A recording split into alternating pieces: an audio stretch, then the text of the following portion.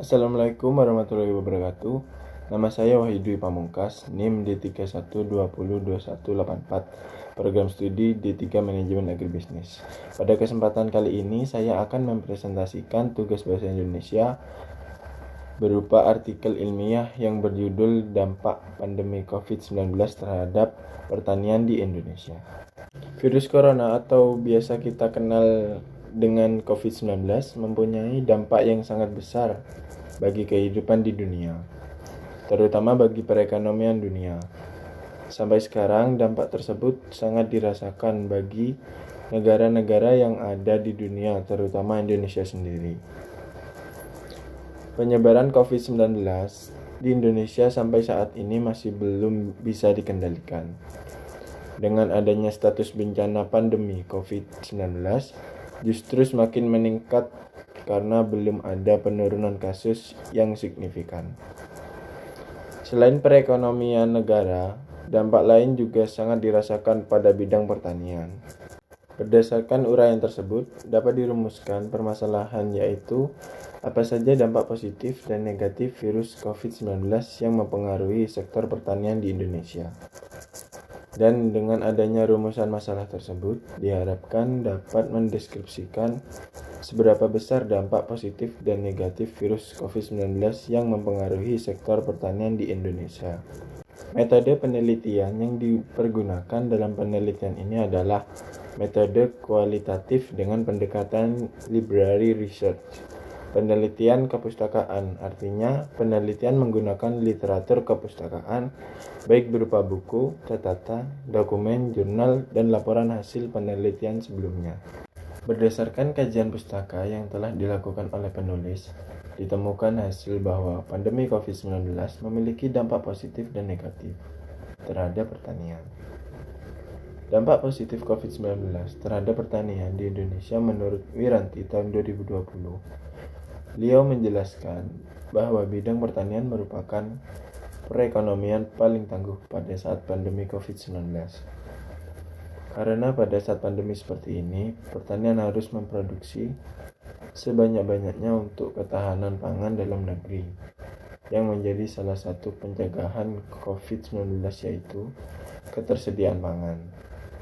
Selain itu, menurut Jurnal Maulana tahun 2020, sektor pertanian memiliki kontribusi perekonomian terbesar kedua setelah sektor industri. Dilihat dari sisi pertumbuhan ekonominya, sektor pertanian merupakan salah satu sektor yang mengalami pertumbuhan positif sebesar 2,19%. Di tengah terjadinya kontraksi pertumbuhan ekonomi Indonesia, data tersebut mengindikasikan bahwa pertanian adalah zona ekonomi yang paling tangguh terhadap interupsi COVID-19. Kesimpulannya, pandemi COVID-19 mempunyai dampak positif karena memanfaatkan kesempatan untuk mengembangkan dan memperbesar sektor pertanian, serta untuk jalan satu-satunya untuk para petani tetap bertahan dalam pandemi COVID-19. Dampak negatifnya, selain dampak positif, pasti ada dampak negatifnya juga. Karena pasti banyak sektor yang tetap harus kita perhatikan, seperti penjelasan Rizal Jawahir S. 2020. Petani justru merugi. 1. Petani merugi meski mencatatkan pencapaian statistik yang positif. Kondisi berbeda justru dirasakan para petani di lapangan. Dilansir antara Petani Kubis di sentra produksi Desa Buluharjo, Kecamatan Pelawasan, Kabupaten Magetan, Jawa Timur, melaporkan kerugian akibat harga anjlok di tingkat petani ketika memasuki musim panen. 2. Harga anjlok. Jono, seorang petani cabai di lereng Gunung Merapi, Boyolali, Jawa Tengah, mengatakan bahwa harga jual cabai anjlok. Harga jual cabai rawit turun drastis menjadi 7.000 per kilogram. Padahal harga normal cabai awalnya bisa mencapai 20 per kilogram. 3. Masalah distribusi dan daya beli. Ketua Umum Dewan Pimpinan Nasional Pemuda Tani HKTI Rina Saada, mengatakan, kerugian yang dialami oleh para petani salah satunya memang disebabkan oleh faktor distribusi. Kadang dari daerah ini bisa surplus, dari daerah lainnya bisa kurang. Dari sisi logistiknya saja yang menjadi PR kita itu, kata Rina saat dihubungi. Dia juga mengakui bahwa saat ini memang terjadi penurunan daya beli masyarakat yang berimbas pada kesulitan petani untuk memasarkan hasil panennya. Namun, Rina menilai ada hal lain yang perlu juga dicermati, yakni perubahan pola perilaku konsumen atau consumer behavior. Kalau dilihat dari sisi consumer behavior, masyarakat kita masa pandemi cenderung kembali ke pola hidup sehat, sayuran, ikan, dan konsumsi daging, kata Rina.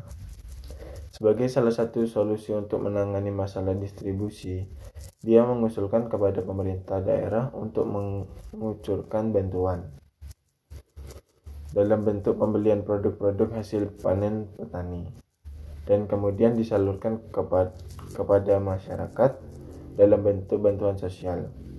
Ini bisa dimanfaatkan juga oleh pemerintah untuk mengangkat kembali daya beli masyarakat.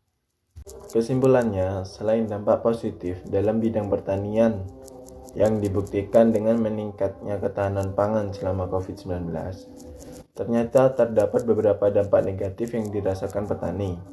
Karena meski kebutuhan terhadap bahan pertanian meningkat, faktanya harga jual produk pertanian memang masih belum sesuai dengan harga normal yang ada. Selain itu, distribusi dan daya beli masyarakat terhadap produk pertanian juga masih terdapat masalah. Solusi yang dapat dirasakan dalam permasalahan ini yaitu meningkatkan daya beli masyarakat terhadap produk-produk hasil petani dengan harga yang sesuai. Saya berterima kasih kepada dosen pengampu mata kuliah Bahasa Indonesia, yaitu Ibu Dr. Asrumi yang telah membimbing saya dalam penulisan artikel ini hingga selesai. Jika ada kekurangan dalam penyampaian dan isi artikel, akan saya jadikan bahan untuk memperbaiki tulisan saya menjadi lebih baik. Sekian presentasi yang dapat saya sampaikan. Saya ucapkan terima kasih. Wabil taufiq wal hidayah. Wassalamualaikum warahmatullahi wabarakatuh.